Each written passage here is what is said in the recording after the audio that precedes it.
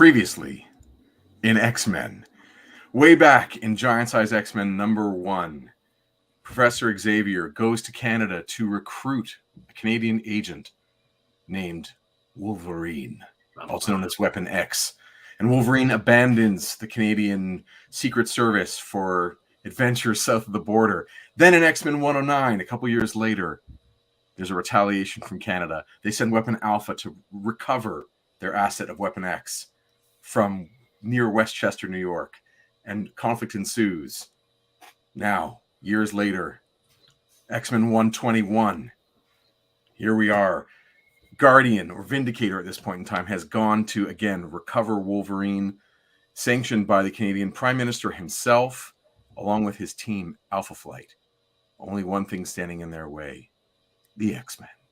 So after they've collided in Calgary, Alberta, Canada, the team Alpha Flight has gotten the better of the X-Men and have captured Wolverine and Nightcrawler. But the X-Men aren't down. We'll find out what happens in today's issue, X-Men 121, the concluding chapter of something we could call the first appearance of Alpha Flight. I am Jason Lapidus. I am Chris Sanagan. And that is our special guest, Woo! Scott Chantler. Hello. We're super happy to have you here, Scott. Thanks, man. That was a great intro. I know you were winging that, but you winged the hell out of it. Well, thank you. Scott is sorry to put you on the spot and talk about you in third persons if you're not here. Scott is a brilliant cartoonist whose latest book, Bix, is a masterpiece in the form of comics storytelling.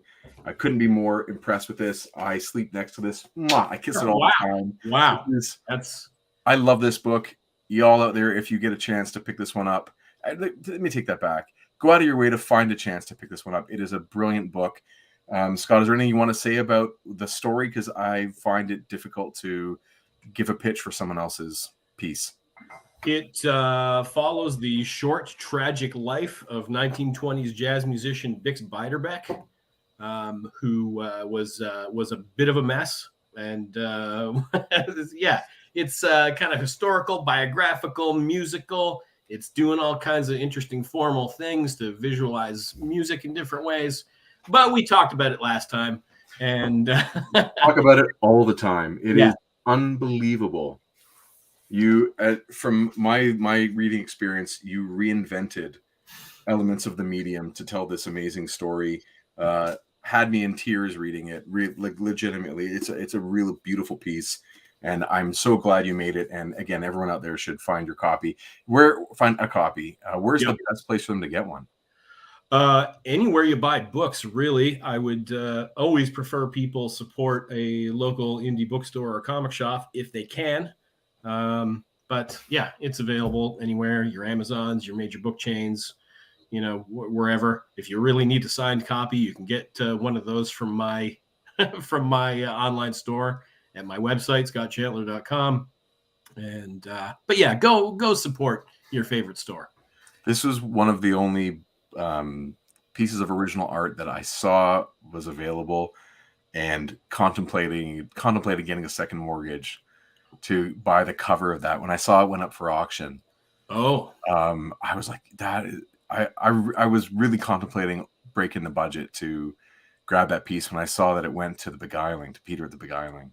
Yeah, and I think I was brokenhearted but happy it's still local. Did he get it or did Kevin get it? My recollection is that Peter from the Beguiling got it. I've kind of forgotten now who got it, but yeah. When you say Kevin, you mean Kevin Boyd? Is that who you're referring to? Yeah. The two of them were competing and driving the price way up, and it was great for our friends at the Dragon, who we were trying to make some money for. So right. So that worked.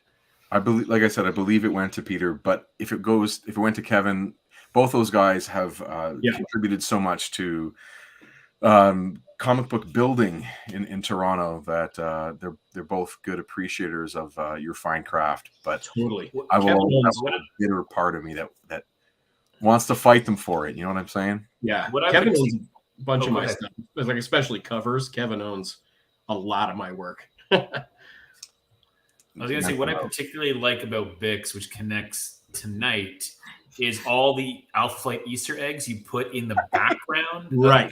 Right. Like there's like these really emotive scenes, and there's like a little Sasquatch hanging out, and it's like I like this guy's doing. He just keeps throwing Alpha Flight. We're like, we got to get this guy in the show.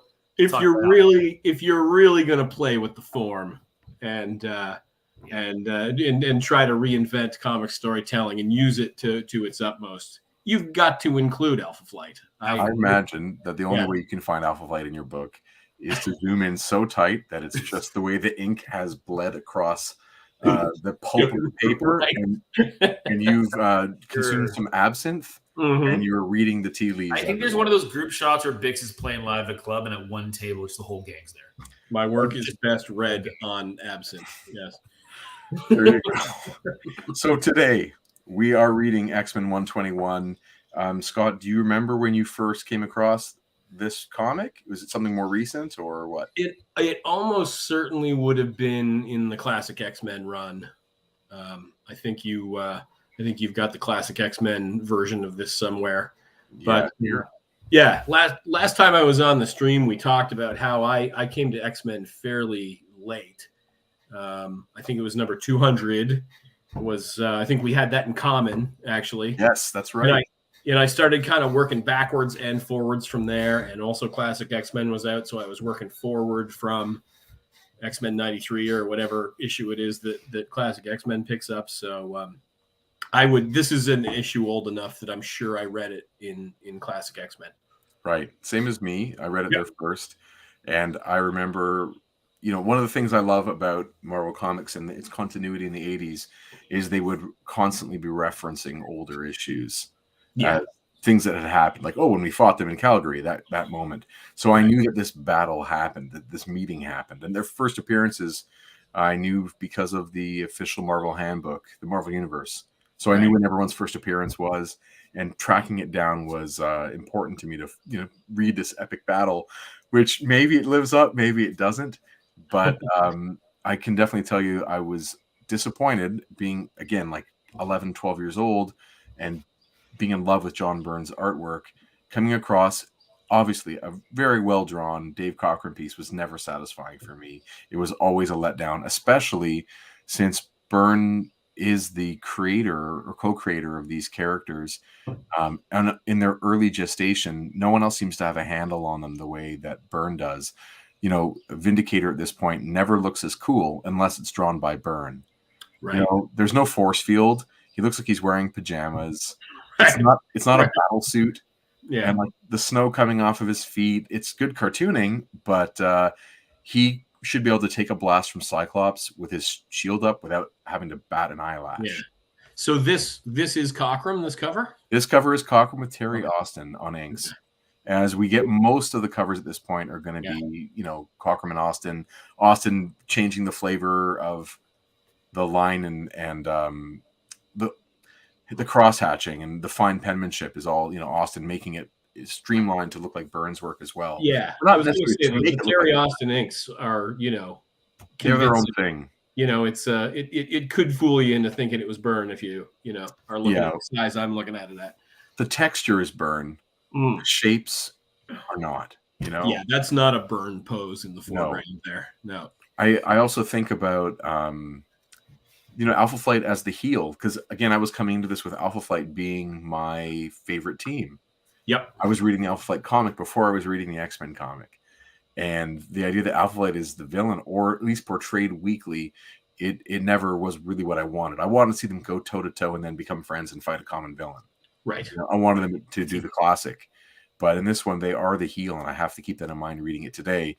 Like seeing Colossus flipping Sasquatch, and Sasquatch, this is his first cover. Like, this is not a flattering, not a flattering pose. It's, if you didn't know what he was, you'd have to give it 2 or 3 looks to, that's a giant male figure of some kind with a hairy, everything.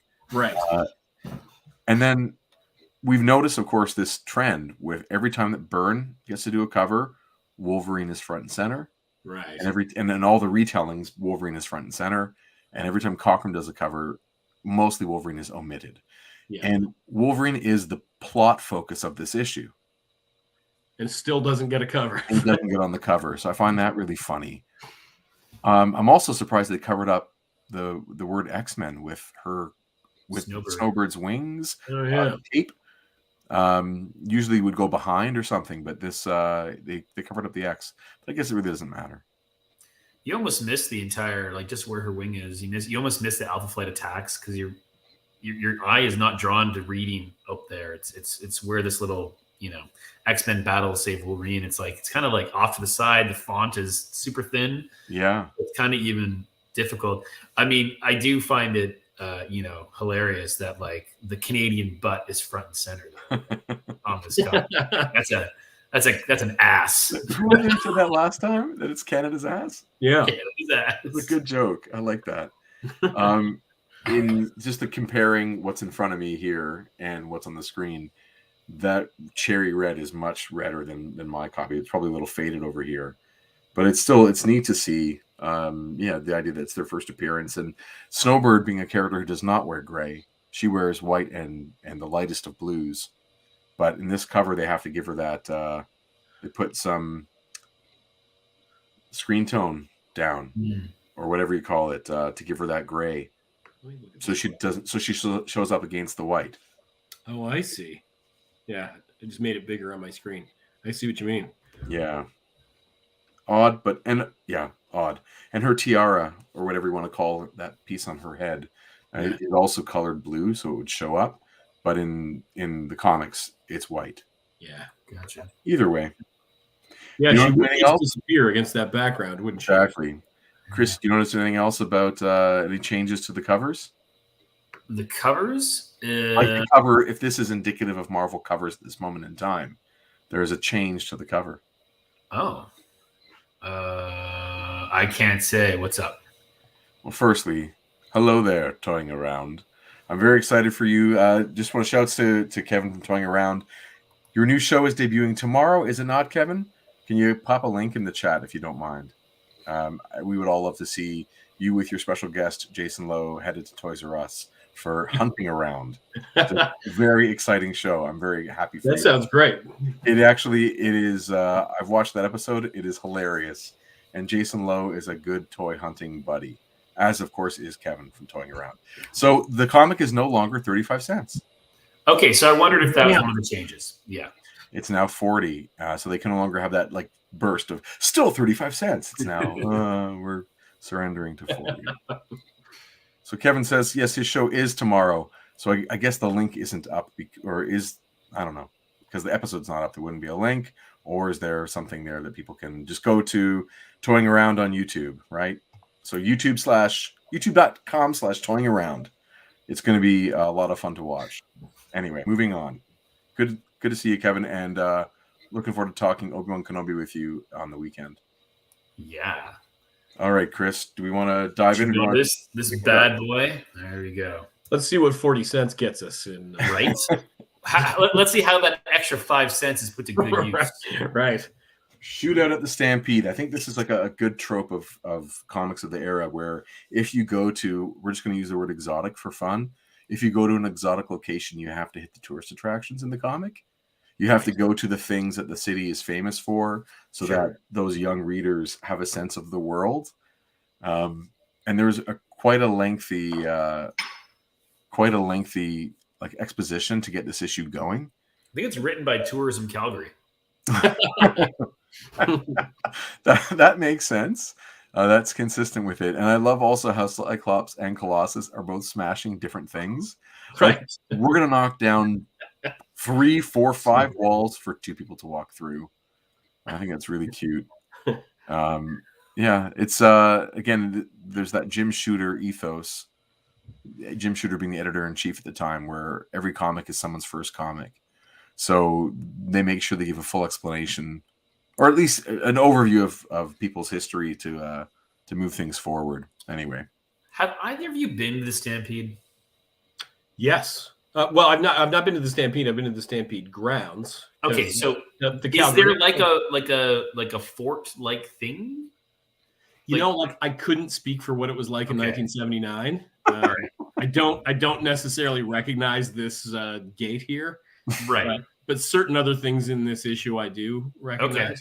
The Calgary Expo, the Comics Expo, is at the Stampede grounds. Oh, really? Yeah, I think if you I think it's just kind of where events are held in Calgary. Gotcha. Right. It's a big exhibition space and sometimes a goddamn rodeo. That's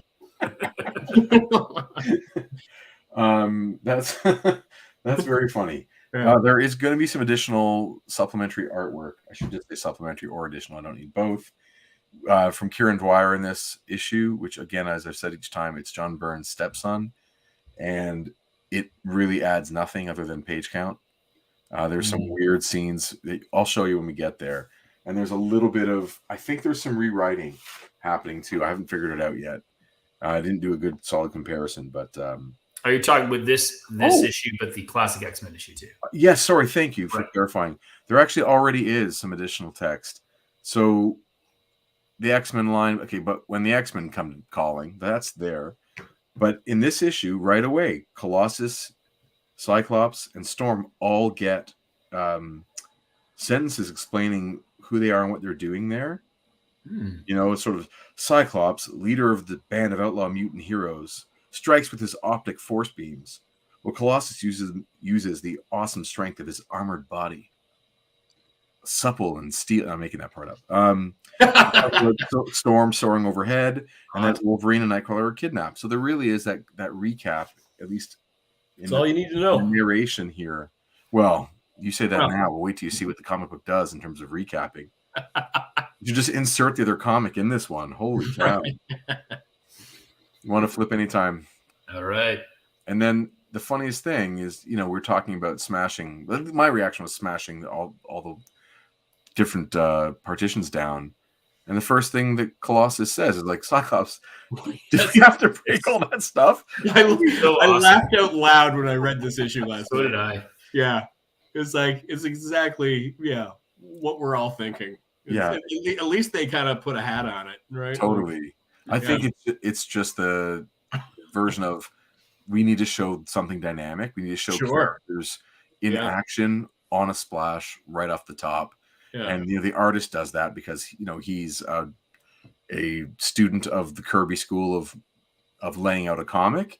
Yeah. And Claremont is definitely a student of the Stan Lee school of over-explaining a comic. Right. So, and they both have to kind of live with some commitments made by the other to the detriment of the comic and to the benefit of our last 40 years later. So, cute. Yeah. It made for a pretty funny moment, unintentionally, I think. But, great. Yeah, I like that too. And I love, Shaman in the around the corner, just again in shadow. We don't get the full reveal, but he lays down some quote, air quotes here, magic dust, around the grounds to create a barrier, a magical, mystical barrier that will prevent any outside help from participating in the ruckus that's coming. Anyway. One just design thing I really like in this, you get that bottom left panel on page 2, the transition from present tense to past tense as Cyclops is recalling the events. So you get the panel border shifting from right angled edges to those curved edges. What I really love is the narration box at the top of that panel. That slant aligns with the flow of the airplane. Yep. So your eye just goes really with it, like subconsciously. I think that's a really nice design choice. Yep, someone was thinking there. Yeah. And then we get, of course, just the full page, essentially, of retelling, them getting back to how they got there and the things that happened. It's strange to do it this way. Maybe I don't know why they did it like that. But anyway, it's a lot to retell. Yeah, there is a lot of recapping going on. Even more than usual, I think. Yes, I guess that's what I'm trying to say, is it's more than usual. Yeah. And that second panel is interesting on page 3, just like the long black and white panel. So this will be colorless, like a photostat, right? That's pasted in. I don't imagine. You don't draw like that. That's it has screen tone, like it has the dots to it. So I think it's a photostat that was pasted. Was it actually a panel used in the previous issue? Do I have to pull it out? The issue, that is. let us here. Kid show, Jason, please. Well, I was referring anyway. Let's just take a quick look. It is not pulled out from the other issue. I'm looking at There it right was that kind of panel where they're running across the tarmac, was there not? There is, but it's a still shot of them. It's different, but it's the same gang, but it's a close up. The Scooby Gang.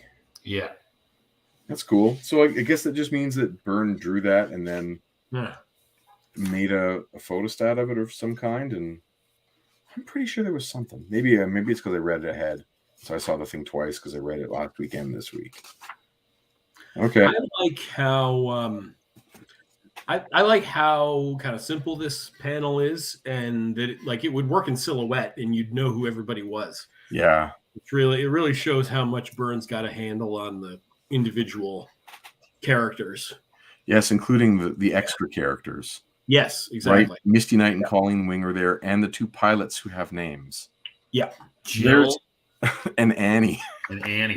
Yeah, so there's this excessive use of naming. I don't know, extras. Essentially extras, but with speaking parts. Yeah, they'll use each other's names idiosyncratically. Like it's a strange thing that Claremont is doing. Sometimes I think at the request of Byrne, as we'll see in this one. Yeah. Anyway, so Storm spots the comrades, the two guys in the middle of the stampede ground. And then this is where we take a little detour. This is Tonga banana? What? Tonga banana stamp.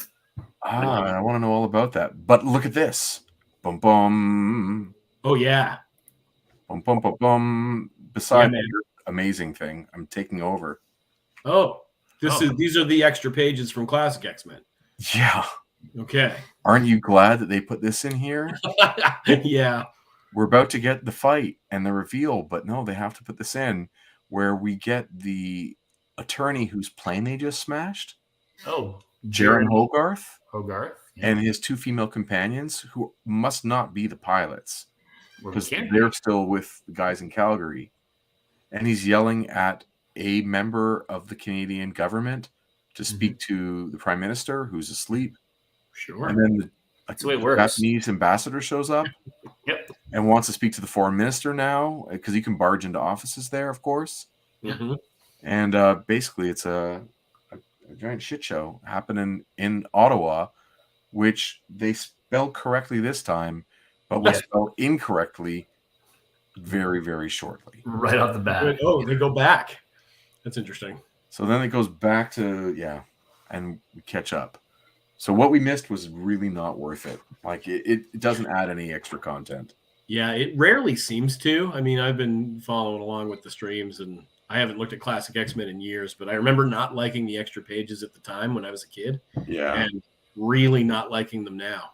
Like, it's like the deleted scenes from a movie, and you watch it, and you're like, well, I see why that was deleted. Right. Yeah. I think once in a while, there's one that you go, I guess debatable, but maybe. Most times you go cutting room floor. Yeah, definitely. So this top left panel on page 6, I guess. Yeah. Like I recognize that building from the Stampede grounds, like that kind of domey, slanty thing. Like that's definitely a thing Calgarians would recognize. Right, and it does look. When you say that, I can see how these characters have been. Not pasted on, but I'm just using that term to speak to laymen. Right. Like it looks like they've been pasted on top of a traced photograph. right? So if you were to compose, what's exactly really probably he drew the it case, over, yeah.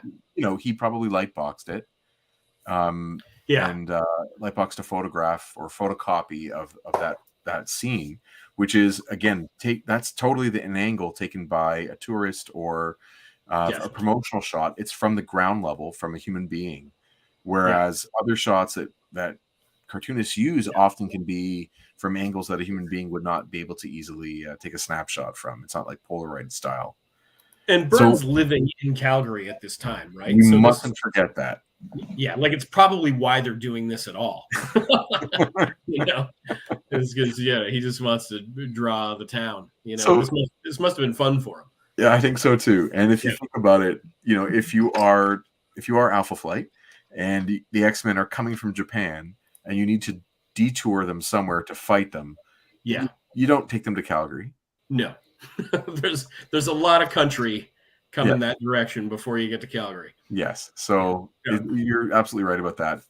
From a drawing point of view, if you were to compose that top left image yourself without having the confines of having to, you know, draw in or trace over a photocopy or a photograph, you probably wouldn't put the characters up against the building in the background. You probably put them in the space maybe to the right a little bit where they stand out, or up against you know, something either solid white or solid black so that they contrast instead of kind of muddying up the scene there.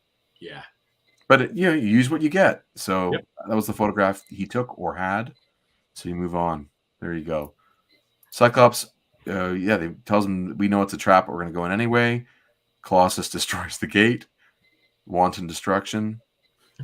And I wonder if this next shot of Storm also flying up into part of the interior of the building, or the interior of the complex, I should say, like the stadium, if that's from a photograph as well.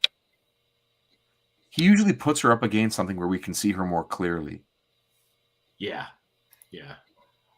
But do you find that you get to do that a lot? Do you take photographs and lightbox them or copies or whatever? Yeah, sometimes if it's something really, really specific. And of course, we've got Google Images now, so you can find, you know, a really good photo of anything in 20 seconds. But yeah, you're right. At this time, he was probably using stuff he shot himself. Yeah, it's very possible. Yeah. Do you enjoy doing it though? Like, do you enjoy tracing architecture scenes or whatever it might be?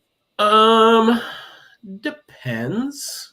Like, I find I've got some experience with it, so I can kind of add my style to it as I'm going along. It doesn't just feel like grunt work just tracing the thing. It's more like I'm kind of drawing over top of it, if that's, you know, a distinction that people would grant me. But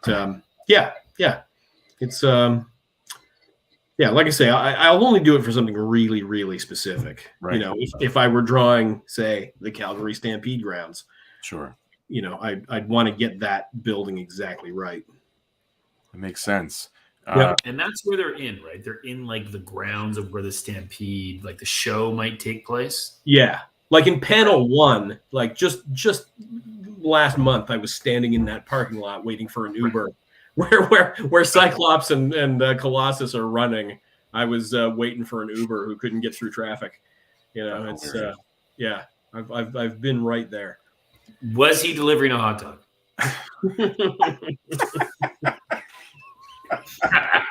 That he should have been. I think it was this morning's episode of Cartoonist Kayfabe. Jim and Ed were talking about this very thing, about tracing or using, you know, a light box to trace architecture. Okay. And Ed was saying that at the Kubert School, there was an assignment where everyone had to trace like the same building. And so for people who are thinking that, you know, it is simply just tracing, he says, you got to see 20 different artists had 20 different interpretations of that tracing assignment. And they all looked very different. Yeah. And it's like getting in your reps of tracing so many things that you commented, you get your own style of how you translate shapes into buildings. Everyone draws like what they draw like, and you almost can't turn it off. Like it's right. It would be hard for a non-artist to, you know, grasp what I'm describing. But like your style is your style, and you know any lines you draw are going to kind of be in that style. I find that as someone who's earlier in their journey than you are, not just because of our vast age difference. You're right.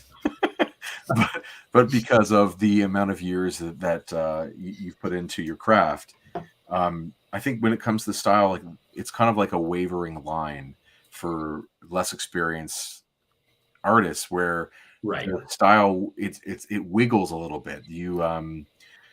you have more variance in your style. You haven't sort of narrowed it down and fixed on one version of yourself, Right. you know. But eventually, once you get in enough repetitions, and you, as I was saying before we came live, you know, you get fixed on what tools you use, and your process becomes more streamlined. Your style becomes more consistent from page to page, and I think the idea of like having a distinctive voice in how you trace is really interesting. Yeah. I mean, even what thickness brush or pen nib you use for certain lines will dictate a lot, or how much spotting of blacks you do. Yeah. Yeah. Anyway, interesting stuff. You're filtering all that information Totally. in the photograph you're working with, and yeah, just the filters you choose. You know, that's your style. It's interesting. It's interesting to see what comes through, and what you leave out, and what you put in, and what someone else leaves out and put in. It's interesting.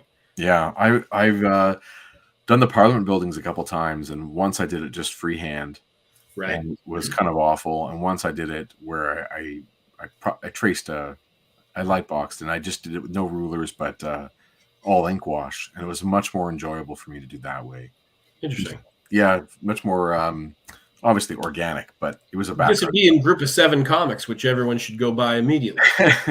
One of them was, and one of them was a commission, so no one will ever see it. All right, except for the lucky, what would you call a person who commissioner?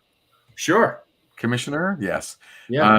Before we talk about the beautiful splash reveal finally of all these teammates that we've grown up loving for decades now, just quick comment about this panel, the By the White Wolf panel, where you know, Wolverine's little head in the corner. Did you see that? What? Oh, there he is. Right. He's just mini head Wolverine. Yeah. So see that the texture above that gradient texture that Terry Austin is making to show like it's the darkness, and then into where the light is, where the other characters are going to be coming from. This is this cross hatching that gets put through the filter of the next generation of artists. And if you check out Rob Liefeld or even Jim Lee comics in the late 90s and into the late 80s and into the early 90s, they distill that like in reverse. Right. They do it less effectively, and it becomes like tic-tac-toe boards where the gaps between the lines are so big that it ceases to be. It's an abstraction of this abstraction. Right. And it's really odd, but this is what they're trying to do, and you still see it with those guys sometimes. Anyway, awful. Yep. I agreed. Don't get me started on 90s comics. So just now to spiral out of control here on character design and interpretation of these characters. I'm looking at like Snowbird. He's got from we call this day one of drawing this character. She does not really change. Like this is how he draws her for 30 more issues. Yeah. You know, and Vindicator, he pretty much draws this way. He gets a little bit leaner in Alpha Flight, especially as he takes over inking himself. He gets a little leaner, but the design doesn't change, and that's the same, I would say, the whole time. Sasquatch, I find he gets much leaner around the waist. Yeah. And I'm not sure. Something about his head looks a little different, too. The no neck thing, I think, is probably throwing you off. I'm not sure if he gets a neck later, or... I think there's probably more of a defined neck and shoulders. Or I think his head comes forward, like his neck is... Right, almost like it's... Right. Yeah. But North Star, I think, of all the characters, has maybe the biggest change in the way he's drawn moving forward. Yeah. In that he's really, like, he's svelte here. You know, he's very, very broad and muscly. And he gets drawn much slighter, even starting with maybe Alpha Flight. Like, within the first couple of issues, he gets real lean. And Shaman and Aurora look the same, I think, the whole way through. Well, Aurora gets more... he draws her a little more adventurously. Mm-hmm. Like lets her be more sexualized, and takes liberties there. Right. The other thing I wanted just to mention about the twins, North Star and Aurora, is the reading of their hair. So how are we supposed to read the color of their hair? Yeah, that's interesting. I don't know if it is interesting, but I can tell you Black. It gets done very differently depending on who's doing the drawing, like who lays down the black ink. And then even from there, I've seen a cover of a Machine Man issue where they're blonde because the artist, I guess, interpreted this as being white, fair-haired. Yeah. As opposed to highlights on black hair. And then when you watch the cartoon, they're white-haired there as well. Okay. Weird. It is really weird. I always read them as being black-haired, and this is the shine off their black hair. Yeah, but like very shiny. Like this is more shiny than we usually get. Like it's like a really, really shiny black is the way. It's that famous Quebecois shampoo they use. Right. Yes, called Luminescent. Uh-huh. Yeah. Anyway. Yeah, and I like you notice too that their costumes are reversed, right? Yes. And with the light burst in the middle. Yeah, light burst. Alluding to their power set. Yeah. Which is kind of cool. Scott, you mentioned to me on a text today about the costumes that have black on them. I love like solid black. Like give me a solid black costume on anybody. Like that's basically a silhouette. I love it. It it kind of forces you to draw, that nice silhouette. It really forces you to think about the way the character's posed, and it really draws the eye. Like not so much here, but the black and white version that you showed me the original art of this. Yes. This afternoon, and like your eye goes right to those two. It's just such a strong costume. I agree with you. It is. Chris, are you looking it up? About the black right now? No. Maybe should I share my screen or something and show? Go for it. Okay, that sounds like a lot of fun. Nightcrawler too, like the black parts of his uniform are always drawn solid black. There's never any kind of contour or kind of shiny edge to it. It's just like a shadow, like exactly like you'd want it to be. And I love that too. Right. Any superhero costume or any costume really with any solid blacks in it, I will immediately like. It is when you put it in black and white like this and you see it. I mean, the yellowing of the paper is really interesting too, because it also shows you where they get to clean up with whites along the borders there. Yeah. But it really, your eye goes right to those two characters with the strongest point of contrast because color plays no role here. Yeah. I love seeing it like this, and man, are those lines ever tight? Yeah, clear. Yeah. It's gorgeous to see, and just for conversation, do you see how the paper's been cut, Chris? Mm-hmm. This is the printer doing that. Oh, they take liberties and they take slashes out of the paper, and I'm not 100% sure as to why they do that, but it's not out of respect for artwork. I can tell you that. A lot of people gripe about this kind of thing when they see the work has been defaced in some way. Yeah. What's his signature on the bottom there? That is John Byrne signing the work to I think somebody named Jim. Okay. There you go.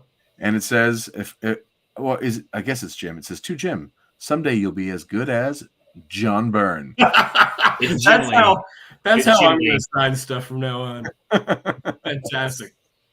There is an odd tangent in this between Vindicator's right arm and North Star's left leg, where the leg needs to either be further away or really behind that arm.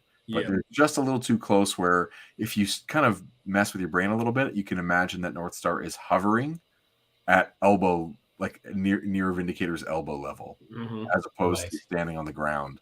It's a little odd. I love that. Again, I don't know how big your screen is, but I have it full screen here. And I can see the way that the blacks were filled in, the ink was filled in on their costume, like where there is like more water in the ink and where the ink is thicker. Oh, wow. It's so neat to see just the drawing process there. It's really nice. Original art is so cool to look at. I love it. Yeah. Can you imagine having this page? Yeah. Well, if you're Jim, then yes, you can. Because you're Jim Lee. Yeah. Oh, maybe it's Jim Lee. Of course. Yeah. Of course. The other thing about scaling about this that drew my eye is the size of Snowbird. Because to me, and the character itself being a demigod or whatever that happens to be, almost the way she's scaled here reminds me of almost like a Wonder Woman statuesque, Sure. right? Like no small personage, like definitely a larger, more powerful character. Yeah, I agree with you. That's really a good point. I like that a lot. No, I've never thought of her as being a sizable character, but once in a while, Byrne would draw like her transitioning from Anne Mackenzie, I believe her name is her human alias, and he would draw her and she'd size up a little bit. Yeah, but that's a good point, Chris, because she's actually further back than Aurora, and her knees are bent. Yeah. So that's really cool. Yeah, I bet you that is Jim Lee, actually. Because who else can you make that joke to but a person who is an amazing artist? Part of me thinks John Byrne would just write that on anybody's art. But yeah, the fact that it might be Jim Lee, that sounds right. That's really funny. I don't know if I have anything else to say about this picture. It's beautiful, though. This is a nice copy. And I might even try and blow it up. And where'd you find this? Where'd you come across this? Google. The Google machine. I should have known. I know you had that artist edition of Good stuff. Point. It isn't there. No, I don't have any interior art from Byrne. Okay. But one day. Yet. One day. Maybe he'll sign it in some obnoxious way for you. A boy can dream. Oh, cool. Look at that. Hey, guys. Hey. Let's read this and go back to this. Okay. Boom. Yeah, man. This is amazing. I'm going to full screen that, actually. There we go. You guys are the best. Okay. Want to move on? So this is the full reveal of Alpha Flight, finally. We've been teasing it for a while. That's what makes it feel so good. Yeah, they're here. They're all together. Boom. Yeah. And did you know it took 10 years, decade to put together a Canadian superhero team? That's what it says. So, okay. So just to talk a little X-Men chronology, Alpha Flight chronology for fun.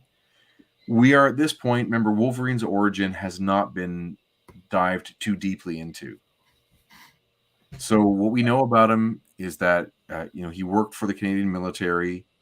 We know that he has a history with James McDonald Hudson, something like brothers, boss and subordinate of some kind, or mentor, trainee, that kind of thing. We don't know much else, but we learned not too long after this that Wolverine is like, he was teammates with these guys. He was going to be the leader of the team because he's a better field operative. Yeah. So they expand on this, but that would make me think that in the 10 years, they would have had a mission, no? But they act like this is their first time having a mission. I just find that a little bit inconsistent, but I realize it's like retconning. Very quickly they kind of retcon that the team had more experience over time. I mean, it'd be super cool. I know if you could take this again. There's only so much real estate to, well, maybe not from Claremont to explain things, but I mean, wouldn't it be neat if there's references to like this program like post World War II, right? Like it's not 10 years, it's not late 60s. It's like no, we started on something in 1945. You know what I mean? Anyway, it's just a thought, but like. We put the bones of the program together at that point, and then 20 years later, this is the result. Yeah, I think it's called the Red Ensign. Yeah, man. Yeah, there's something special there. If you haven't ever seen the Red Ensign, check it out. It's by a cartoonist named Scott Chandler, or what did I call you before? Scoot something? Scoot Chantler. Scoot Chantler. Close enough. Yes. I Danish version. I like how there's the motif through their uniforms. Of this jagged edge, like it's not quite a star, it's not quite a leaf, depending on obviously in Guardian or Vindicator, pardon me, it is a leaf. On the Twins, it is a star. Yes. On Shaman, I don't know what it is, and on Snowbird, I don't know what it is, but it ties those characters all together in some way. Yeah, they do look like they go together. Yeah. Yes. How do you think they put on those costumes? Carefully. Magically. Yeah. There is a really cool panel where they do where Shaman uses a spell and they transition from no powers, like no suits to suits as his ring like goes down. Anyway, that's another issue. All right. I love Alpha Flight. And I'm not happy with this opening paragraph at the top, because there's this line that they say. Let me read this. The culmination of a decade of intensive research and their development, and they think they're the equal of any super group on Earth. They think. Yeah. Come on, man. So we had this conversation They're humble. last week. But we had this conversation last week about power sets, and we were just talking about, because the way they introduce them is that they throw a wrench in the X-Men's plans. Like, Shaman is powerful enough to control a storm that lands a plane. Sasquatch is power enough to pick up a plane and hurl it like it's nothing, right? Yeah. North Star is as fast as, say, we talked about Quicksilver. Yep. Snowbird is a demigod, right? And Vindicator has this incredibly powerful power suit. And so, like, if not Canadian, and if not like a introduction of a new team in amidst a number of teams that exist at this time, like, they're probably holding their own just based on power levels alone. Yeah. Which is really and so instead it's like, they think there is, they think they're equal to the X-Men or superior, but it's like, you have to, as they throw down, but just based on the potential of what we see, and maybe that's just a level set, like they need to be consistent with their power sets, but it's like, it's pretty massive. Yeah. Yeah, they're obviously in the position of being the heel. So, yeah. And North Star becomes the heel of the heel. Absolutely. Which I think is a wart of some kind. Sorry, do you want to move on? Sure. Oh yeah, here we go. Fruit Stripe. I've said it before, but I really want to start like the rival stream that's just ads. I want to do an all ads stream from old comics. They're so good. There is an Instagram account that is just old comic book ads. Oh, really? Yes. I'm gonna have to follow that account. I think so too. Oh, look who shows up. Oh man, Misty Knight. And her. We know he's Irish because he's wearing all green. Yeah, and for those who have not read previous issues, Banshee, Sean Cassidy himself, has just devastated his throat by pushing his sonic powers to their limits. So he's not able to speak, and that's why he's not in costume or participating in this battle. He's recovering still from like a 10-day stint in the hospital. And for those who don't know, and this is just a joke, the cab driver there is 100% the same cab driver that Batman tears up the big stack of money in Dark Knight Returns when that mutant guy or a pimp is like hurting a prostitute in the back of the cab, and he gives the guy some money to shut up, and Batman shows up on the roof and tears up that money. That is the same cab driver. if you see the way that guy's drawn, it's the same guy. Yeah. Misty's, she got her gun out already? Not yet. No, she's a little trigger happy. It'd be great if there's a panel where she shoots the invisible wall, though. That would have been great, yes. So, allow me, Sean. I love how the invisible wall is the panel border. Right? That's actually cool. Yeah. Byrne is known for that he uses the panel border. I think even that top almost where the characters will stand on. They're standing on it. He does that often. Sometimes that bugs me. I mean, it calls a little too much attention to itself sometimes. Other times, like I think when we're pulled way back, like that top panel on page 10, I think it works. Yes. I don't think there's any reason to see the ground there or to crop the figures tighter. Like I think there it works really well. Right. But it's a bit hit and miss with me, that composition. It is a known trope of Byrne's. Right. I mean, he does it again on the next page, actually. Yep. Yeah. But as Michael Cho told me at Fan Expo, he's giving me a tip about ways to cheat having to draw out perspective lines when you have characters in multiple distances. Yeah. If you match up part of them all the same. Like if you give them all the same ground, then whatever height you draw them at, they're gonna look like they're correctly drawn in proportion to each other in perspective. I mean, so it is a good strategy, and it works here for Byrne for sure. So the leaders face off. They're having a chat before they fight, and this is one thing I do like is it just shows that like they're not out for blood with each other. Cyclops has a legitimate beef with Vindicator. He did hurt Moira McTaggart back in issue 109. Sasquatch did act like an adult. What do they call him, a lummox? He called him a lummox, yeah. Sorry, Vindicator. When he threw the airplane, it was a terrible idea. And those were accidents, dude. And he's like, okay, you seem to have a lot of them. But his orders are to get Wolverine. So they could be throwing punches, but they're trying to talk it out first, which is good.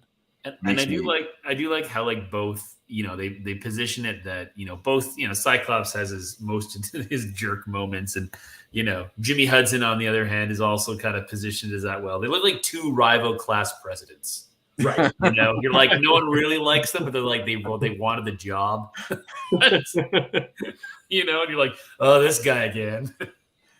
And then Colossus spots that that North Star is maneuvering to move behind. Of course, this is like one of the fastest characters in the Marvel Universe. He doesn't have to tiptoe. Right.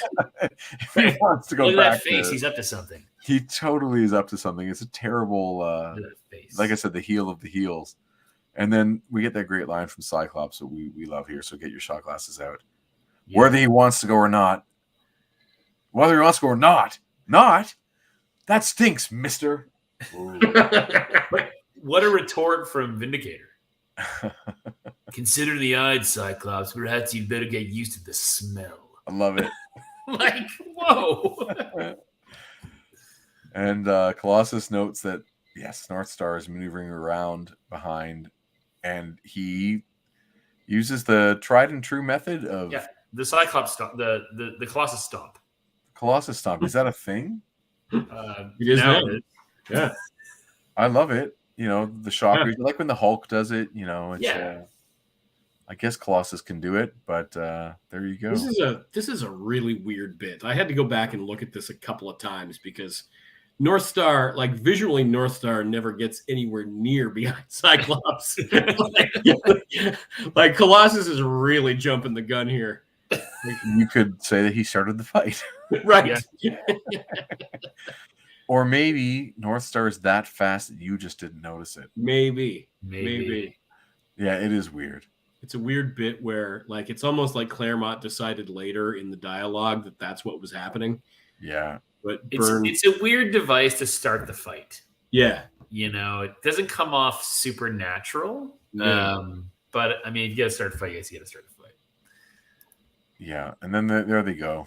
Each guy pairs off. But I like that Vindicator is like, Sasquatch, no, I want no fight. Like, this is, we're not supposed to be doing this. Yeah. I that kind of redeems him a little bit from my point of view. And then, Wolverine and Nightcrawler are loose. They've been playing possum. Yeah, man.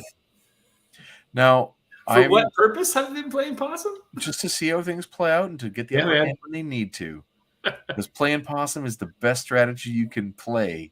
Waiting for their teammates to show up. Now, I'm so aware. They can then escape as a team? Yeah, exactly. It all makes sense, Sanagan. I'm aware that the animal of a possum is spelt with an O. And this possum is also spelt, it's the same animal, but there's no O. So the O is optional. And then why would anyone choose the O? Possum. No, it's opossum. Opossum. I see what you mean. Have you ever seen it written with an O at the beginning? Yeah, I have. And some people will think it's called an opossum, but it's just called a possum. The O is silent. But it's the same animal, just spelled two different ways. But I don't understand why anyone would choose the opossum spelling for a possum. Moving on. It's a riddle for the ages. Yes, great storm pose. Reaching for the sky when she flies. He is a master of this. I did write. Right? What's that? Byrne's poses are amazing. Yes. And to his credit, he'll kind of pull back enough to get a good full-figured pose in many, if not most, panels. Yeah. And I appreciate that about him, because at some point, comic book artists started being told that they got to pick really dynamic, extreme angles in every instance. And I like that Byrne will take a step back and give you sometimes like look at this top panel on 11. Like there's 1, 2, 3, 4, 5, 6, 7 full figured characters in there with room to breathe. Yes. And they're all striking a different pose, and they're all expressive, and we can see what's happening and where everybody is. And I love that. I love that about Byrne. Not easy to do. Nope. I want to believe that Claremont has grown up a little bit, but I could be wrong, because in the last panel on number 11, Snowbird says, "The woman's airborne. Vindicator, I'll handle her." And usually it's the black woman. So, right. Well, so maybe he's growing as a person by this point. Don't know. That's hilarious. The 70s. The 70s. Did you know? Look what a penny can buy. Kiss, and what do we got in there? 2001. So good. Jaws. Yeah. Chris, have you seen Jaws? Yes. Are you lying? No. Okay. I have seen it. Maybe the whole thing. Okay. And Scott, how many times have you watched Jaws, Scott? Me, at least a half a dozen times. And do you consider it like close to a masterpiece of its time? Yeah, I consider it close to a masterpiece of any time. Okay. I think it's terrific. It's just like things build and build, and the stakes keep getting raised and builds, and then it ends with an exploding shark. That's a perfect goddamn story right there.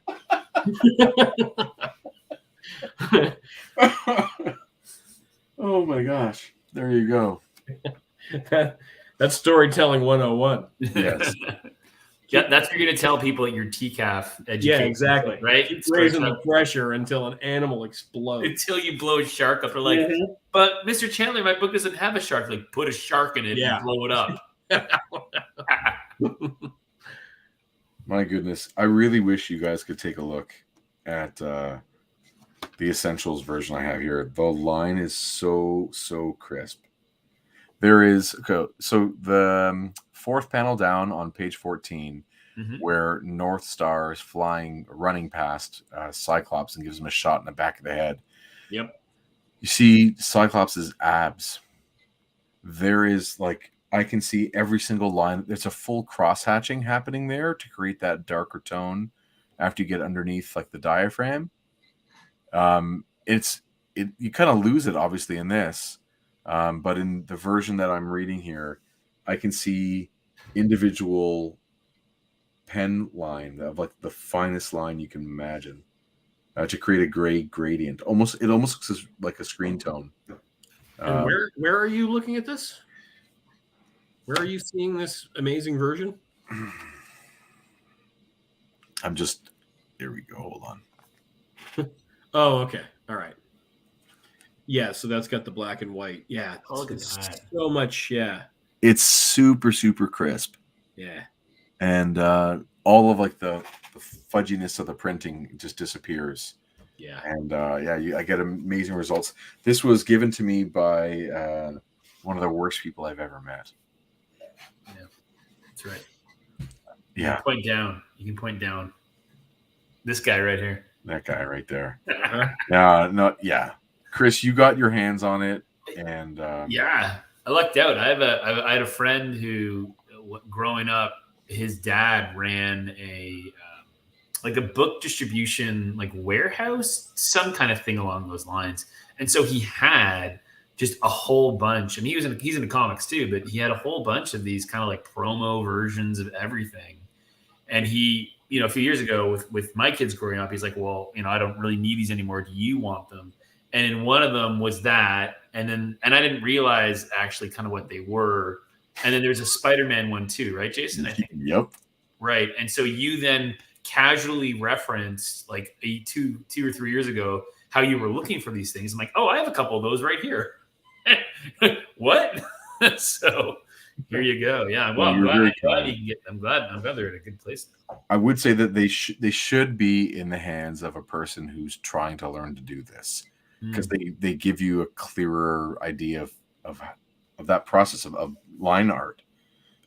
It's not about the storytelling, and definitely this, there's no color, so it really is just about what the penciler gives the inker and what the inker then puts on the paper. It's just super clear, and it's all newsprint too, which makes it nice. But there's 15 issues or something in here. No, sorry, there are 24 issues in this volume. So I think I have 5 different X-Men ones, and I'm going to continue to track them down over the years and get them all. Anyway, action happens. Everyone kind of pairs off again, like I was saying before. This is a strange choice by Shaman to. Are these wooden? Is that how you guys read it? Yeah. So I read, it's a totem pole deconstructed. Right. And they're like clay or wooden. And are they powerful? Are they? I have no idea. I found this really, really strange. Yeah. As a combat strategy. Yeah. I mean, I'm sure there's probably some desecration of the actual, meaning behind a totem pole happening at this point. But, sure. But yeah, I mean, I guess it's like I don't know. I mean, Wolverine looks like he's like rubbing his eyes. Right, he's putting his mask on. Oh, he's put his mask on. So he's been taking off his. I can't tell them who I am. But right. you had your mask on. Right. The idea of him also wearing a superhero costume with a disguise has always been a little strange. Right. But that's something you just have to buy into, I think, and move forward. I really love how in the midst of this fight, and I've talked about Alpha Flight not actually being all that nasty, other than North Star. But the second we get these 2 other characters, we get Aurora and Nightcrawler, and they have like a little play. Little flirtatious. Yeah. Oh, yeah. I love it. They're not hostile at all. No. Yeah. No. Anyway, it's cute. And he tried to get his hands on her, and she's like, no, you have to catch me. It's cute and like unexpected. And like it's like that's what I like about it. It's that, you've got this kind of occasionally vicious fight, but not people are holding back, right? But like still they then go off in this little romp. It's and like, then Nightcrawler, all right. And the 2 flyers of being Snowbird and Storm. Sorry, were you going to say something else? No. They take off against each other. I find it strange that I realize they want to showcase Snowbird's powers, so they're going to have a shape change. But really, the giant Arctic owl is a better combat choice than her demigoddess form. I found that was a little weird too, but okay. It's neat to see her change shape. It would be better if Storm said something like, "A giant Arctic owl, my one nightmare come true." Yeah. Like her kryptonite. Right. Oh. Giant Arctic owls. I like this too. Wolverine, we're getting creamed after months of beating some of the roughest characters on Earth. And all of a sudden we're coming apart like flaming amateurs. Like that Alpha Flight is doing damage to these guys after they've dealt with Magneto and Garrock and Moses Magnum. And the Juggernaut. And, like these guys are doing some damage to the team. Here again, Byrne is using the baseline of the panel as the ground. This is one of the ones that distracts me a little bit. I find this one a tad awkward. If this were cropped a little tighter so that we were avoiding that, I'd be cool with it. I feel like if he was to raise the angle so that we could see a little bit of the ground as it went backwards, he would feel compelled then to draw something in the background too. True. Yeah. Maybe. Yeah. As opposed to just something atmospheric, which I think is what this light green is. Yeah. And then, of course, Shaman comes in and brings in a super strong gust of wind and knocks Wolverine over. And here again, the ground I think is the baseline. Yeah, the heel's there, right? Yeah, and Cyclops, of course, the back. It's good of Shaman to hover like 2 feet off the ground. Yeah, it is a strange. He's basically just sitting, but Are you sitting slightly above the ground? right. Do you guys think this is an example of Byrne trying to do characterization through stereotype and body language? Like, Yeah, we're supposed to understand this guy is, First Nations, and So there's like the mysticism piece to it. Yeah. Yeah, Right. It's a stereotype for sure. and then like just sitting cross-legged as being something that was I didn't really, as a kid, I did not associate it with anything other than being in the classroom, like sitting on the floor in the classroom. But there are other nicknames for this pose other than cross-legged. Is there another Crisscross applesauce. is that what it's called? Well, that's what kids say, right? The teachers, that's what young kids are taught. And Was there ever like a derogatory, or not derogatory, but like a politically incorrect way to describe this sitting pose? yeah, that's ringing a bell with me. I can't remember what it was, but Okay, good. yeah. I get the feeling there was something. Anyway. Yeah, cool. So we want to keep going? Yeah, go. We get a little odd detour. As the storm gets out of control, which is now really the obstacle in this issue, it no longer is about the fight. It's like the storm is going to actually destroy everything. It's getting out of control. So this is the villain they have to unite to defeat, but it doesn't play that way enough. But it's set up for that at least. And we get this odd thing, Chris. I'm assuming you caught this. The couple that are having dinner, and Yes. So you could pronounce that name Darice or Derek? Okay, so thank you. I don't know, because I wanted to say, because obviously John Byrne, right? Is John Byrne married to someone named Darice or Darius or Darice? Because it's really fun. It struck me so hard because this is that joke that every rando character is getting a name. Hey, John and Dave, and we're like John, Kyle, Jill. Yeah, Darice? like I think we're all like Darice. This has got to be John Byrne and 100%. Yeah, like and Darice, his wife, Darice. Darice. Yeah, good old Darice. I've never heard Darice. Has anyone? I think Darice is a name. It's got to be in the book. Yeah. I think it's a misprint. It's supposed to be Denise. Denise. But that'd be I-S-E, wouldn't it? And then his nickname for her in real life is Duck or Ducky. Is Duck. Grace Duck. Grace Duck. The picture of her where she's like looking, over John Byrne's shoulder and she's looking back at him. That is really not a typical John Byrne comic book woman. No. Yeah. It's great. Yeah. It's nice to see. I also love how he plays himself as a hero. Like he would jump up and get in the way. And that's wishful thinking, and we would all wish we'd be that kind of guy. If the glass is shattering, you get in front of it to protect your loved one. One day you'll be as good as John Byrne. One day you'll protect a lady from shards of glass just like John Byrne did. Like, are you still writing yourself in the third person? I really hope that I can see one day sign a piece of artwork and say also like one day you'll be as good as John Byrne. Just someone who's like, who? Yeah, and then we get a little punching back and forth between two brutes. And Chris gave a really great reading last week of Sasquatch. Do you want to give a shot at sure one of these two lines? I'll do my best lummox. That's your best shot, Rusty. I've taken worse from the Steelers' front four. My turn, fella. Let's see if you take as good as you give. So he sounds. We joked that you sound like a drunken snuffleupagus. It's kind of where you're at. So Chris, you're doing this reading based on what we hear in the animated series. Yes. So, Chris, you've seen the episode. I've seen it. Scott, you have not. There is an episode of the X-Men animated series where Wolverine has been basically he's taken like a little leave.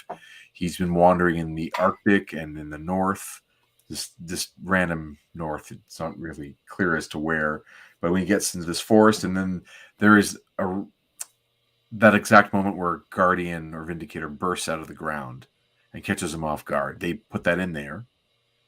And before you know it, all of Alpha Flight has a moment where they knock Wolverine over and he gets out of their trap. Bless you. Scott kindly has muted his microphone and he's having some allergies, I would assume. Yeah, thank you. Can you guys hear all that? No, you're effectively muting.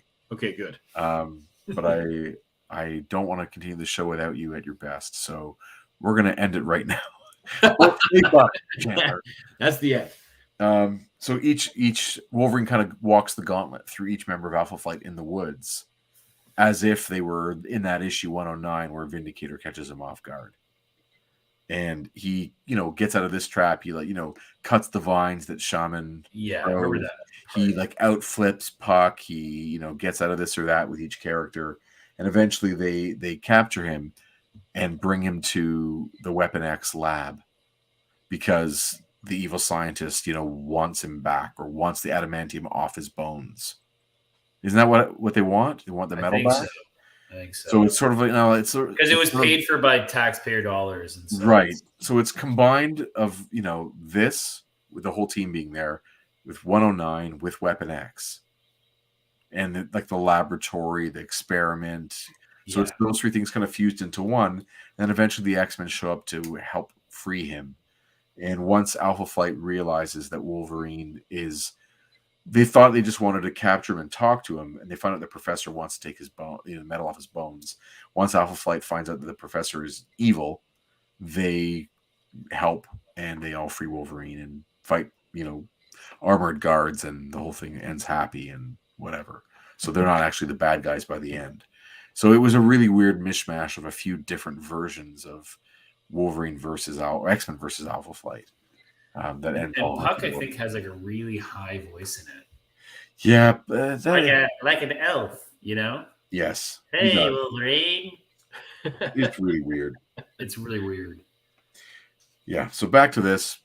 Shaman is riding the air currents, cross-legged, and I love this Wolverine pose at the top of page 17. Like this stance is just stalking. Yeah, he's out to get. I love just that walk is really good. It's a neat one, and Vindicator falls upon him and creepy and stubborn Wolverine. But he says "Mister" too, so he takes a line of Sykes dialogue. Vindicator to you, Mister. And then Cyclops actually, what you don't see is there a panel in classic X-Men where he looks up and Cyclops has hearts in his eyes. As Vinegar says, "Vindicated you, Mister." Oh, he realizes all along he's his long lost buddy. Soulmates. So there's a couple times in the classic X-Men where they do re-letter, a thought balloon or a statement or something that the character makes. And there was another page, by the way, where they escalate. The storm's out of control, so now the American ambassador shows up and starts yelling at the Prime Minister. So it's really just awful, just these scenes at Parliament Hill in Ottawa. Just really, really lame. But they've re-lettered this one line where in the middle tier where Cyclops is saying North Star's as fast as Quicksilver. Mm-hmm. So here it says North Star's as fast a super speedster as Quicksilver. Okay. Because, of course, not everyone knows who Quicksilver is. So we have to tell us he's a super speedster. Almost impossible to hit. There you go. So they just added in that little bit to clarify. Mm-hmm. Yeah. Other than that, it was no change there. And then the judo move. Colossus gets the better of Sasquatch for a moment. Yeah, do it. And then we get a kind of a random... we got to get the people up the street, eh? Before the storm freezes, eh? These have got to be friends of John Byrne's or something, right? Yes. In there. Yes. Referring to by name. Yeah. And they're somewhere real cold, eh? They're outside of Grandpa Takes something. Something. Sure. I almost want to look up in Calgary, like what place was called that in the 1970s. But yeah, Mike Myers would definitely play the guy in the glasses. Oh Yep. yeah. In full makeup, like, and fake beard and wig. He would play that guy. Wind's picking up, Paul. Hey there. Oh, too. I wonder who these guys are. They're like his like Corey. Did you say he moved there when he was a kid? Yes, he's born in England and he moves to Calgary. So it's like Grace is like childhood friends. Yeah. Okay. They're probably our childhood friends, or who knows. Very funny. Oh, Corey. Wind's picking up, Paul. Jim, Corey. You got they're heroes too, right? They gotta get people off the streets. Yeah. Yeah. I wonder what happens to those guys next. Scott, did you ever get your hands on a Shogun Warriors toy, like those giant ones? I don't remember. I mean, I remember them, but I don't think I ever had any. They're really kitschy. Yeah. And they're awesome. I definitely had some Micronauts. Yeah, me too. And the comic, which was awesome because Michael Golden art. Yeah, I've only got a couple of those. But the Shogun Warriors comic, I have a soft spot for it just because of the cartoon, I guess. Are they robots? Okay, don't do this. They're giant mechs. Okay, they're mechs. Okay, I understand. And the continuity changes depending on who gets to do the voiceover dubs. So those cartoons have been re-edited and resequenced several times depending on the production company that's producing content for which country. And here in growing up, I guess in the early 80s, on I think even like CKVR or something like that after school, they had a show called Force 5, which was like an anthology show that played the 5 different mech anime shows that they had the license for. And they blended them into one syndicated program. And so you'd go like 4 weeks of Vanguard Ace and 4 weeks of Grandizer and 4 weeks of this and that. And I thought they were all super cool. The stories were the same every single episode, but just watching the things transform for characters like going down their secret, essentially the bat pole into into their machine, and then the machine morphing into a bigger machine. It was like the coolest shit I'd ever seen. I absolutely love that stuff. And then when they did it live action in Power Rangers, it was like a step backwards for me as a kid. I also was like 18 when Power Rangers came out, so it didn't matter. Moving on. We get more of the Nightcrawler Aurora stuff. Yeah. And he actually plants a kiss on her. Yeah. Did you ever? Yeah, she's not happy about it. Not happy. Even though this version of her would probably be a little more freewheeling. Like she's fun loving and gregarious, and Mm-hmm. Scott, did you ever read far enough into Alpha Flight to get the origin of North Star and Aurora as mutants? I must have done, but I don't exactly remember. Didn't they kind of retcon them as like some kind of elves or something at some point? So yes, that's what I'm alluding to. Okay, all right. It was post Byrne, and there's basically one parent is French Canadian, the other parent was an elf from a magical realm.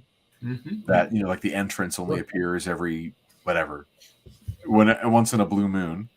Every Saturday night after the bar. The first and second period, of the half game. And they fall in love and conceive these little half elf mutant children. And it really ruined that for me. Like that's just I thought just because they have pointy ears doesn't mean they have to be elves. Like it's okay. Might as well be the pointy ears were part of it from the beginning, right? Like you can see there that it's that's a pointy ear, all right. It's just something to make them a little extraordinary, which I think is fine. Sure. But I wonder if Byrne had something like this in mind. Like, for instance, Byrne has been pretty open that he was always writing North Star as a gay character. And he was never allowed to be overt about it. But there were always women chasing him, and he was never interested in any of them. Right. And there were a couple issues where he has a man servant like in his home, and there were just little allusions to certain parts of his personality that were supposed to hint at his orientation. But of course, he was never given the go ahead to be explicit. So when the character came out years later, some people cried foul, like it was some sort of retcon, when of course it had been in the works since day one. Sure. So whether or not he had some sort of elf origin for them or not, I don't remember. Is he Marvel's first openly gay character?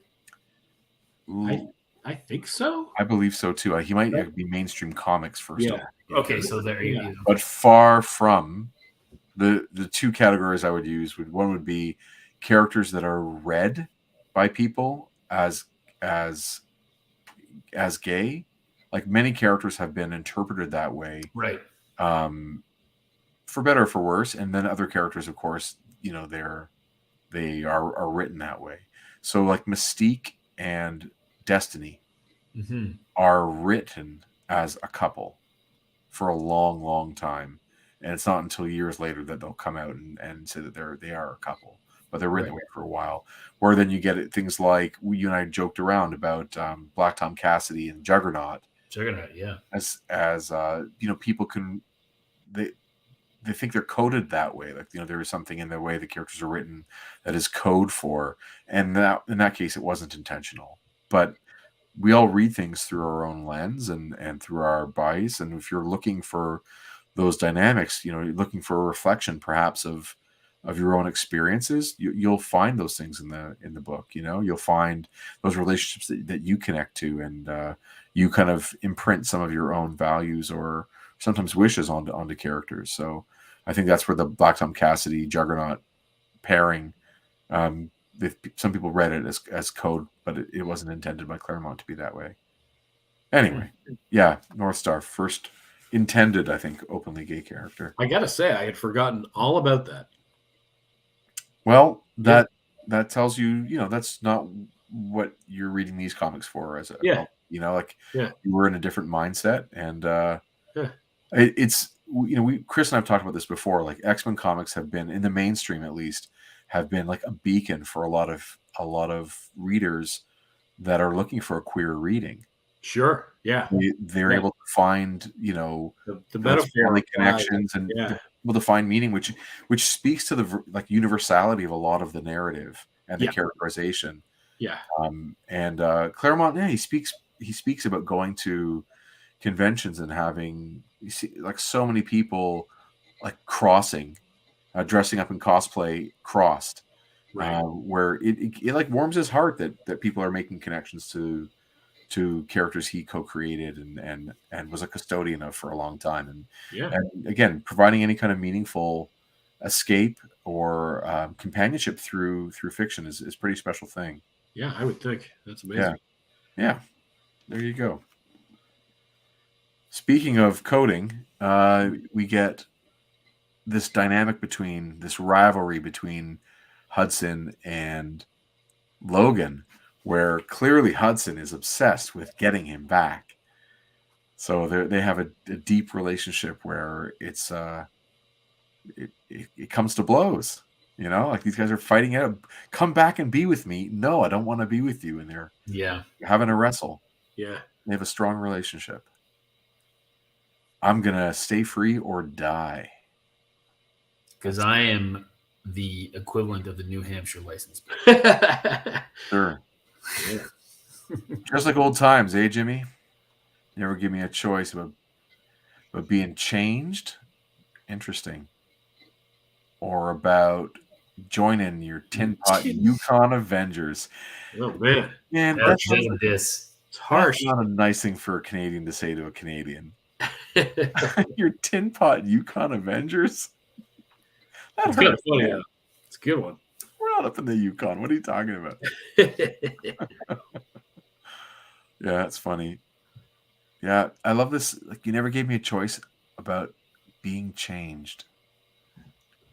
That's implying that in this, that I think that Hudson plays a role in the transformation of Logan's operation to get his Right. adamantium bones or whatever that they were, however they were going to imagine him being, or the claw. I don't think at this point. I think the claws were like cybernetically. They weren't his biology. I don't think anyone had the ideas of the bone claws yet. Anyway, moving on. Storm's out of control. Mm-hmm. It surges again, and it stops the fight. Yep. We get one of my favorite things coming up now.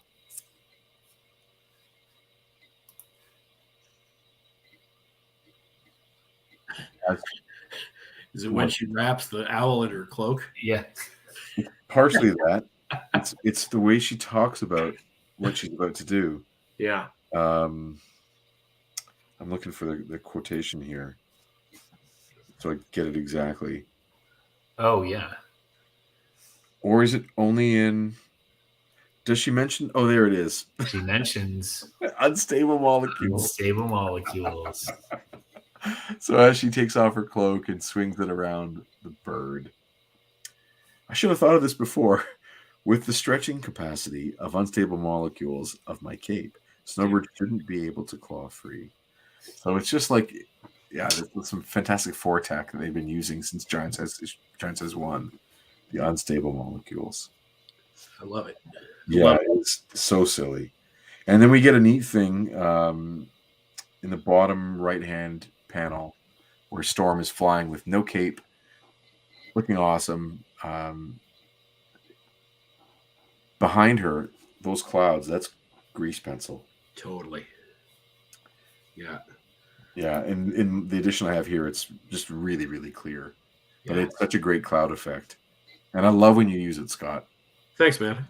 I try to do it sparingly. Like, Yeah, he's kind of done here, like just a couple of panels. When you went just black or just white, won't do. It's so kind of organic feeling. It's more so than cross hatching or stuff like that.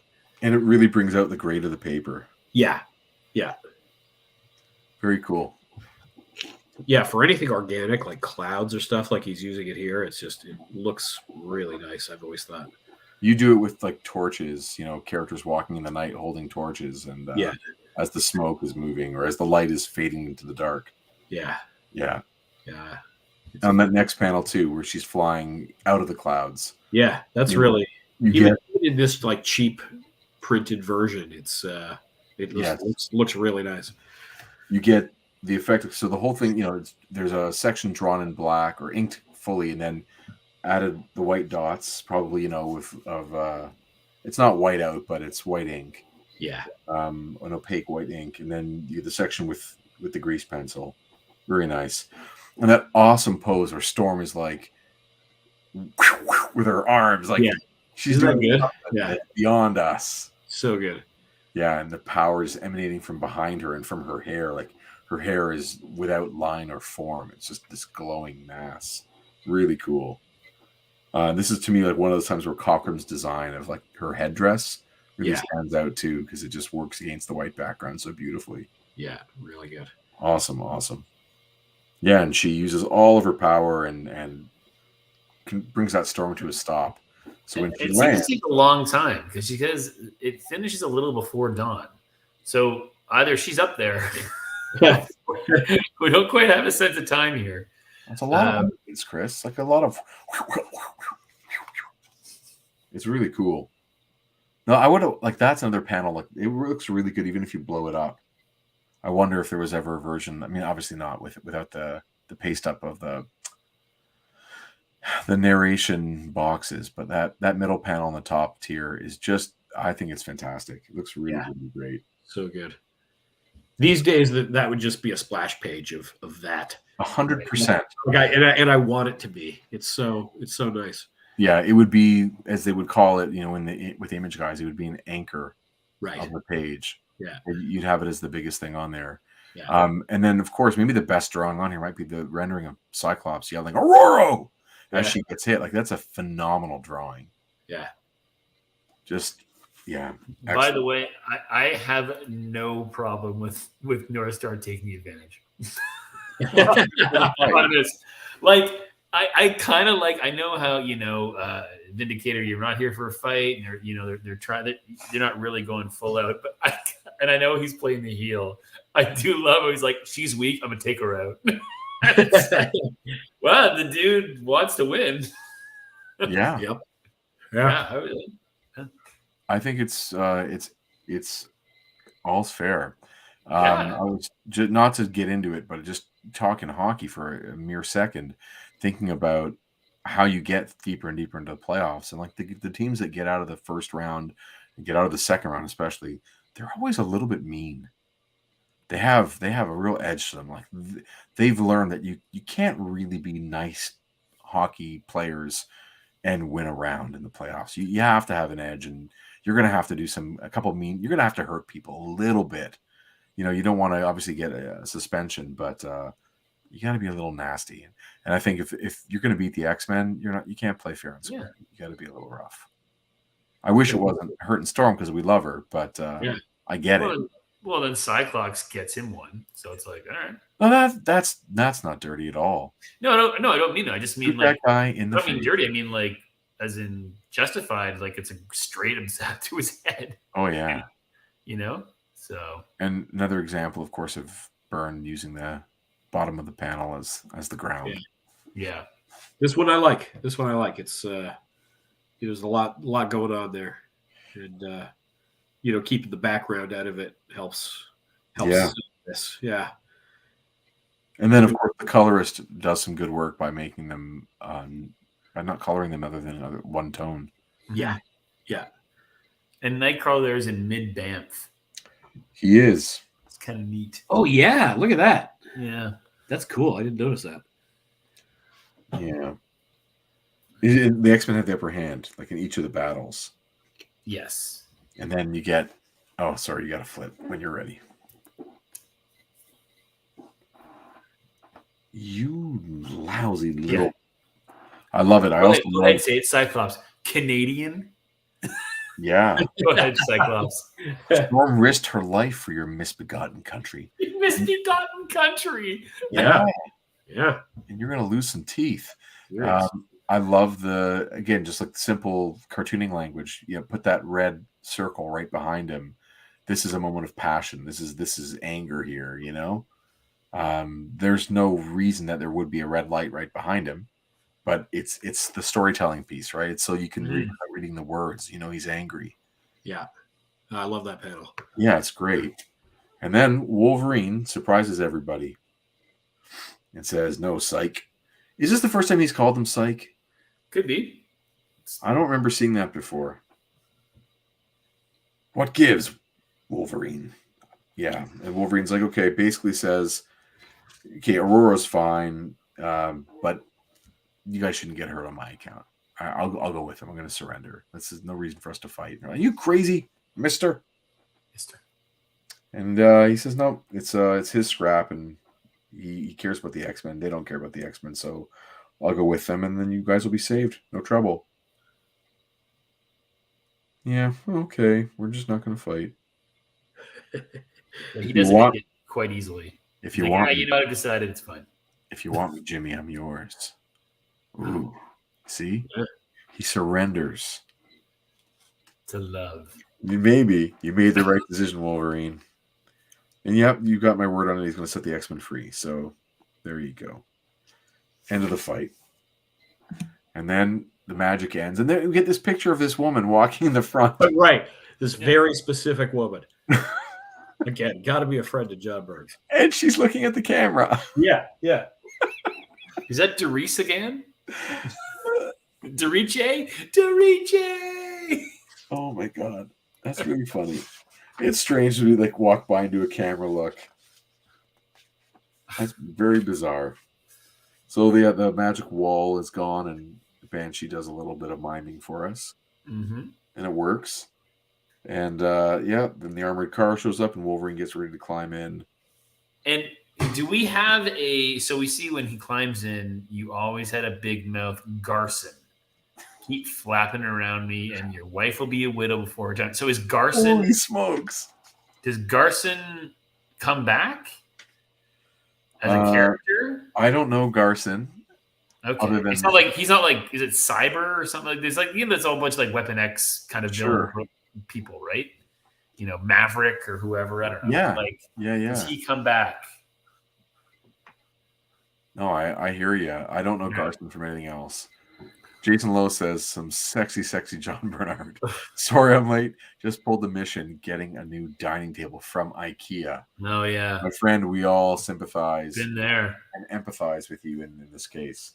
I don't remember if you are a driver or not, Jason. But if you are not, then it was even more of a complicated mission. Get some of those clacks bookshelves as well. The cubes. Boy, oh boy. Oof. Yeah. Glad you're here, though. Yeah, Byrne's art is top notch in this issue. Really, really great stuff. Wolverine threatens to kill the guy, wife or widow. Like that's Sure. Yeah, don't bring her into this. That's not very kind. Garson too. Yeah, poor Garson. There's so many supporting characters in this one who just get a name drop and move on. Another example here is the truck pulls away, the panel bottom being the ground. Yeah. It's boring at this point. Calgary is not that far from the border, huh? It's only like 2-hour drive maybe from the American border. Yeah. From It'd be a pretty quick flight. Yeah. Yeah. So the Air Force is there to see that airplane south. And I'm pretty sure the Canadian Air Force is still using those jets. Those specific ones, yeah. Pretty sure those are still in operation. Yeah. And then we get after the next page. Oh, and see that? Go back. Oh, okay. Tell me, is this the first Frank Miller Daredevil? Oh, damn. Oh. I think it is. Mm-hmm. It doesn't really matter, obviously. That's cool though. Yeah, no, that's a big deal in comics to think like that gives you another sign of like what era you're in. Not only is Herbie the robot a future Right. player in Fantastic Four, because that's a thing. But Miller's about to start his run on Daredevil, but he's only going to come on as the artist at this point. He goes on for a while before taking over writing duties. But I'm wondering what the comment is. I'm just looking to see if they're... Okay, it says, item, all humility aside, we'd like to mention we happen to have produced a few of the best comics ever anywhere, which are on sale right now. For instance, how about Daredevil 158, which brings you the long-awaited revelation of the secret of Deathstalker. Roger McKenzie wrote it, Frank Miller penciled it, Klaus Janson inked it. Yeah. There you go. So it's early enough that, of course, he's not writing. My gut says it's his first one, but I could easily be wrong. Anyway, it's a really early one, let's put it that way, which is really cool to see. Where you get the fruit pie ads. So, Colossus is, sorry, look at the next page, pardon me, the next cover. Cyclops and Nightcrawler and Aurora and Sean Cassidy out of costume decide they got to go back. They're going to pull a mission and they're going to go rescue Wolverine. And Colossus is there off panel. I as well, Tovarish. Yeah, there he is. Can't draw him, but I love the idea of like smacking your fist against the palm of your hand and saying something intense. Any objections? I'm in, Scotty. Yeah, they're hilarious. And then they go back up to the cabin. Annie, change of course. Hey, Annie's back. Was it Annie and Jill? Annie and Jill. We don't know. I don't have a Jill, but. Right. And so whose plane is this? Is it still Hogarth? Isn't it still? Didn't Sasquatch destroy Hogarth? Did he destroy it? Did the Canadian government put it back together for him? Maybe, but Jill's there, or sorry, Annie's there, and she's going to fly this plane. Maybe Jill's in Canada filling in the paperwork. And of course, the reveal is that Wolverine is there. He's been up in the cockpit for probably the whole time. Yeah. He's riding home in style, John with a pretty girl. And So I love it. Each could hold me. I escaped it and snuck into the plane. You didn't even notice. And I'm just hanging out here, letting you guys get all upset because we're just going to go home and delay this conflict for another time.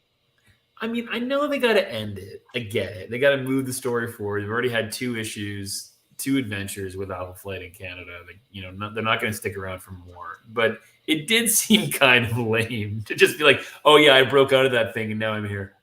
Sure. I love it. Like I gotta say, like when I was reading this, this was a really pleasant surprise. Like right. Like in an issue where things are like so explained and re-explained and over-explained, to just have Wolverine show up at the end and be like, everyone's like, "Hey, how'd you get here?" And he's like, "I'm awesome." Yeah, I'm Wolverine. Like, well, yeah. Like these days there'd be a 6-issue miniseries about how he got out of that truck. Oh, yeah. And I really kind of dug this like nice last page twist. It's like, I'm Wolverine. Of course I got out. Let's bail. That's really funny. I think I would have preferred if like I said before, if they had have found a common adversary, and like Wolverine surrenders after they beat whoever they beat, not Wendigo, of course, but something where they need to work together. Like maybe the city gets more danger and like there's a building they need to go rescue people from, and they just let's put our differences aside and go help these people in this burning building, and then he just agrees to go at the end. But I thought that just it was a very quick dashed ending to the fight. What you don't see is he's holding up behind that chair Garson's head. Oh, and I brought Garson's head along to co-pilot. Yeah, that would have been better. I agree. That would have been fantastic. So Garson does make a return. Does he? Does he? He does. Fantastic. Over here. Oh shit! There's an extra page. I always forget the classic X-Men pages. So in this one, okay. Sasquatch is not happy with Garson. Is he about to fold him up in metal? Pretty much. No, they find him folded up. He's there. Oh, there's Garson. And he's helping free him. But he's joking around. He's like, amazing, isn't it? He says, amazing, isn't it, Garson? How quickly a million years pass? Because he says he wouldn't get out of there in a million years. Right. Because you were right. You were right, though. Wolverine was too dumb to know escape wasn't possible. And they reiterate the line, like, no cage can hold him. So, we had him, we'll try again. And then they get the call from Pierre Elliott Trudeau, I guess, saying, you know what, this isn't worth the money, and maybe your whole program isn't worth the money. Ooh, harsh. Yeah. And then it's the Prime Minister on the telephone. We get an Ann Nesenti, John Bolton story about some demons in the basement of this place. Is this still in Canada? No. This is like a Big Burger. Okay. And Scotty and Jean and Wolverine are out for dinner at Big Burger. On a triple date. This makes it really weird and awkward. Yeah. And Wolverine is, doing what he always does to pressure her into sex. and okay, let's just move on from that. But it goes, basically they get trapped in the basement. I'm skipping over some pages. They get trapped in the basement, and like these gooey goober things are crawling all over the force field, and they can't get out. And he puts his leg where it shouldn't go, and he puts his hand where it shouldn't go, and it's getting hot in there. And like, look at this. Ugh. Okay, and these little slimy things. This is really what it's about. It's like Wolverine is a little slimy thing. Right. Logan, do you mind moving your knee? Eventually, that's not my knee. That's right. And this is how far it goes. And you can just read into that whatever you want. And then she lets her powers out. And we got some kind of lame afterthought lettering. Voosh. Yeah. We feel very inspired. Maybe this page is like you could do that in like an hour. A very fast one. And I like this effect though. That's cool. Like they've landed and there's this burning phoenix kind of around them, and they wake up. Gene, are you okay? Was it horrible? And they look at each other and they'll pause. And Wolverine says, "Best time I've had in months," and walks away. Yeah. All right. I felt up your girlfriend. Best time I've That should be the title of that story. I felt like your I felt like your girlfriend. I can get you that. Bolton does really nice art, though. Yeah, the guy could draw for sure. I don't know him from anything else other than these backup stories. I've never seen his work anywhere. I had a limited series when I was a kid. I think it was written by Claremont, called The Black Dragon. It was a medieval kind of Arthurian Knights and Castles kind of thing with art by John Bolton. It was beautiful. I'm surprised it hasn't been reprinted. Can I make a comment about your health right now? Yeah. These are just allergies? Are you okay? Yeah. I think we were on this stream when allergy season kicked in. And is this something normal for you? Yeah. Yeah. Do you have the necessary? Do you have the necessary pills to? I got all the drugs. Good. I got all the drugs I'm going to need. You sound awful. I can feel it. You know, I suffer from the start of this stream to the end. Yeah. So let's not keep you any longer because I know you need to go drink something. Like you're going to start sweating. Yeah. I need some drugs. I need some good drugs. So let's call it a night. But before we do that, everyone, please, of all the 0 people watching right now, but we had some good viewership in the last couple of weeks. Get your copy of Bix at your local comic book store or bookstore. An amazing book by our special guest here, Scott Chantler. Scott, next event you're going to be at is TCAF? TCAF, same. No, you guys are in Montreal this weekend, right? But talking about you. But you guys, yeah. But we'll all be at TCAF next month. We will all be at TCAF next month. And come see us and we'll sign things for you. We may even sign as John Byrne. Yeah, I'm going to sign in like the most obnoxious way I can. And write little messages on people's things about how they, will be as good as me one day. Yes. I wish we had some previously an X-Men merch and we would sign all of them as one day you'll be an artist as John Byrne. Fantastic. That's hilarious. Again, get Scott's books, including Bix, today. They're beautiful stuff. And we can see you at TCAF next month in Toronto, June 17th, 18th. Was that what it is? Right around there? Yeah, something like that. Chris and I will be at Montreal Comic Arts Festival starting this Friday. We're either Friday, Saturday, Sunday in the beautiful city of Montreal, Quebec, Canada. Woo! And there you can get comics like Peregrine's The Obstacle Course. That one.